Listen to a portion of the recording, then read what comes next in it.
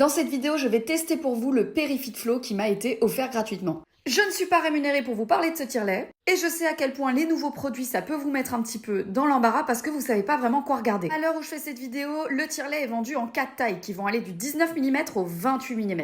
La tétrelle de départ est en 28 mm et ça pose problème parce que si vous voulez mettre des inserts à l'intérieur que vous avez acheté sur une autre marque, eh ben vous pourrez pas. J'ai fait un test rapide pour pouvoir peser la coque, parce que je le sais, certaines n'ont pas la possibilité d'avoir des coques qui pèsent très lourd. Et on obtient 110 grammes, ce qui correspond à la moitié moins que le Perifit Pump qui lui pèse 226 grammes. La grosse différence entre ces deux tire-laits, c'est la forme de la tétrelle.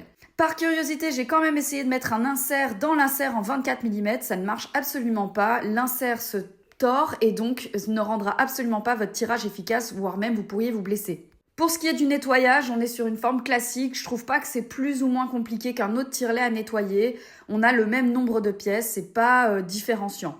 Maintenant, je vais vous montrer à quoi ça ressemble quand je le porte. Donc là, je ne porte rien pour que vous voyez un petit peu à quoi je ressemble. Et une fois installé, ça ressemble à ça.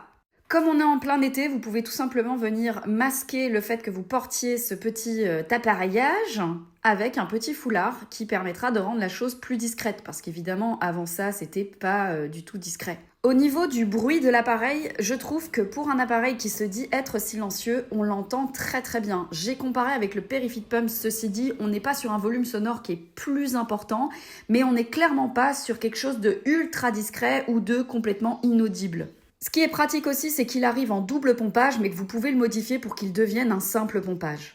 La conclusion pour moi, c'est que c'est un tire-lait qui correspond très très bien aux personnes qui ont des fortes poitrines et qui ont des mamelons qui vont aller de 19 mm à 28 mm.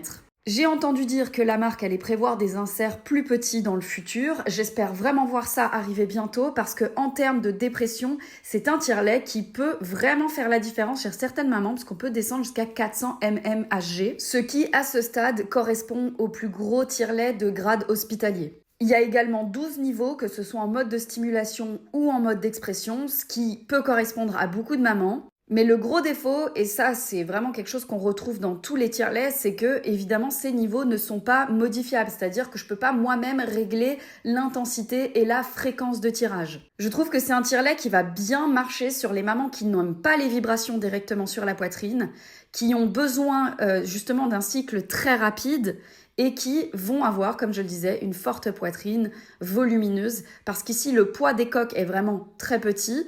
Et l'autre avantage aussi, c'est la forme un petit peu conique vers le bas qui va permettre aussi une installation dans le soutien-gorge plus confortable.